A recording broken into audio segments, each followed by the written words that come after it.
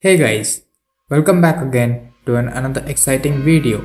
Previously, we have discussed about the Basuri. We hope you have learned a lot from it. If you have not seen the previous video, then you can catch up with it by clicking the link in the description. Here, in today's video, we will give you the short introduction on Santoor.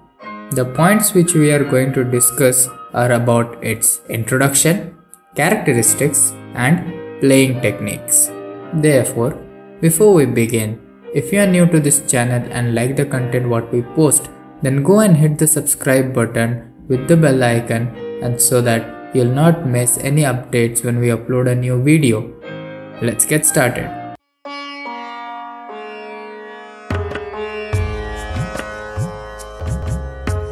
The Indian Santoor is a trapezoid-shaped hammered dulcimer and a variation of the Iranian Santoor. The instrument is generally made of walnut and has 25 bridges. Each bridge has 4 strings, making for a total of 100 strings. It is a traditional instrument in Jammu and Kashmir and dates back to the ancient times. It was called Shatatantri Veena in ancient Sanskrit texts. In Kashmir, the Santoor was used to accompany folk music. It is played in a style of music known as the Sufiana Mosiki. Some researchers slot it as an improvised version of a primitive instrument played in the Mesopotamian time. Sufi mystics used it as an accompaniment to their hymns. In Indian Santoor playing, the special shaped mallets are lightweight and are held between the index and middle fingers. A typical Santoor has 2 sets of bridge, providing a range of 3 octaves. The Indian Santoor is more rectangular and can have more strings than its Persian counterpart, which generally has 72 strings. Musical instruments are very similar to the Santoor that are traditionally used all over the world.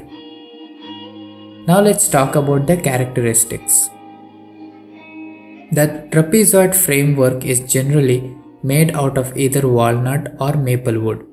The top and bottom boards sometimes can be either plywood or veneer. On the top board, also known as the sound board, wooden bridges are placed in order to seat stretched metal strings across. The strings, grouped in units of 3 or 4, are tied on nails or pins on the left side of the instrument and are stretched over the soundboard on top of the bridge to the right side.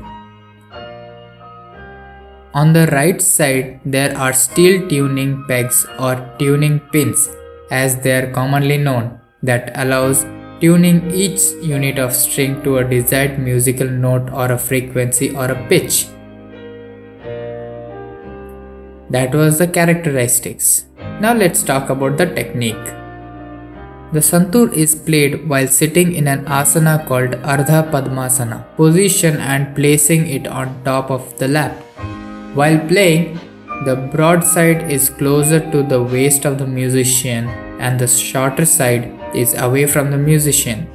It is played with a pair of light wooden mallets held with both hands. The Santoor is a very delicate instrument and is very sensitive to light strokes and glides.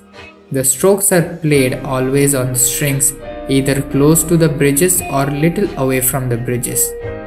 Both styles results in different tones. Sometimes, strokes by one hand can be muffled by other hand by using the face of the palm just to create a variety.